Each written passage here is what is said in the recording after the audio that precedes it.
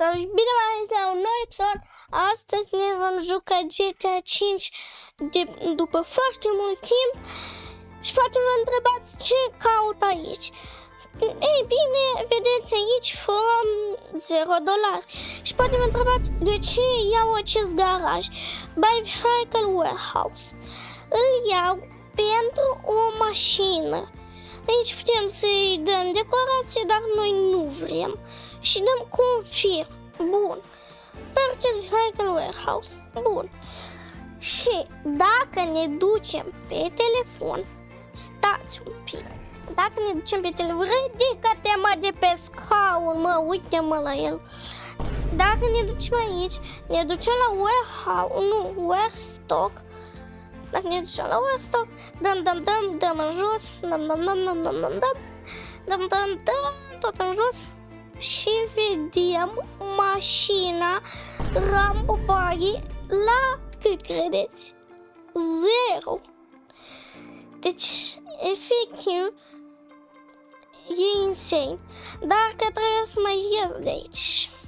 Da. Bă, n-am mașină, ce?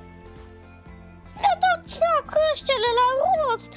Bă, n-am mașină. Nu, de fapt nu, am glumit. Efectiv, e în alt garaj. Am glumit.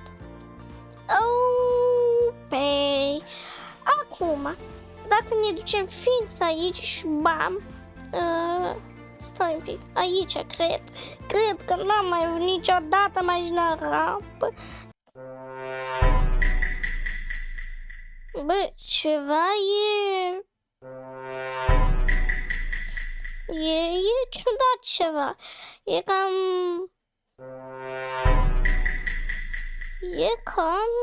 nu prea e bine, sincer.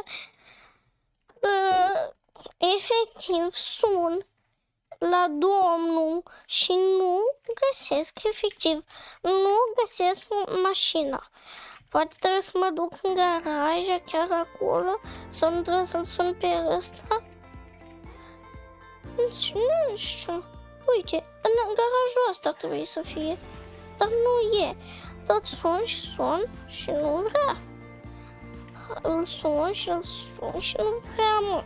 Ori lui îi Elene, ori nu vrea să lucreze, ori chiar trebuie să mă duc eu să iau.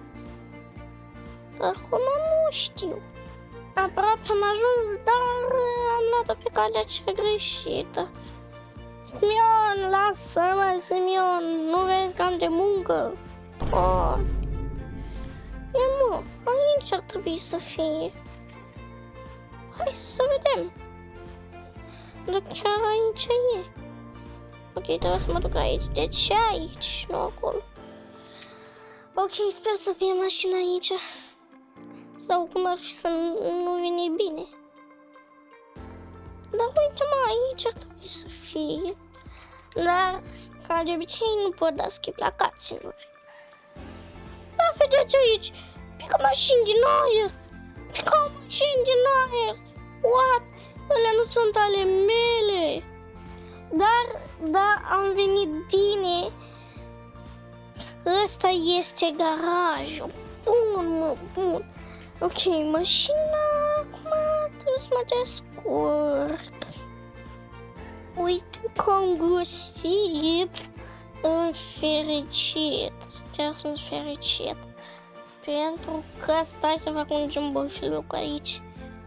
Stai să mai facem un jumbușluc. Și unde mi-e? Ăla era în Uite, mă, frumuseața, bă! Uite, bă, m-am scutit! Acum îl avem pe telefon. Stai, Doamne! El nu se sună de pe telefon, mă!